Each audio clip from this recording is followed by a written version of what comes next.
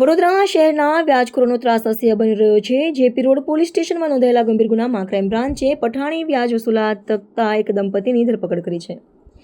આરોપી સોહેલ નસીબ મોહમ્મદ સૈયદ અને તેની પત્ની તમન્ના સોહેલ સૈયદની ધરપકડ બાદ કોર્ટે તેમને 16 ઓગસ્ટ સુધીના 7 દિવસના પોલીસ રિમાન્ડ મંજૂર કર્યા છે. શું હતી સમગ્ર ઘટના? વર્ષ 2024ના અરસામાં ફરિયાદીને તાત્કાલિક રૂપિયાની જરૂરિયાત ઊભી થતાં આરોપી સોહેલ સૈયદે તેમને 3 લાખ રૂપિયા 22% ઊંચા વ્યાજદરે આપ્યા હતા. આ રકમની સામે દંપતીએ ફરિયાદીને અવારનવાર મારી નાખવાની ધમકીઓ આપી હતી. આરોપીઓએ ડ્રગ્સના કેસમાં ફસાવી દેવાની અને આજીવન જેલની સજા થાય તેવું કરવાનું કહીને ફરિયાદીને સતત માનસિક રીતે ટોર્ચર કર્યા હતા.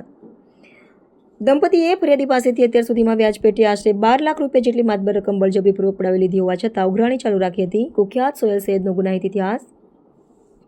આરોપી સોહેલ સૈયદ સામે માત્ર આ એક જ નહીં પરંતુ અગાઉ વડોદરાના વિવિધ પોલીસ સ્ટેશનોમાં 7 જેટલા ગંભીર ગુનાઓ નોંધાયેલા છે, જેમાં ખૂનની કોશિશ, સાયટિંગ, ધાડ, ઠગાઈ અને ગુનેગારોને ભગાડવામાં મદદ કરવા જેવા ગંભીર આરોપો સામેલ છે.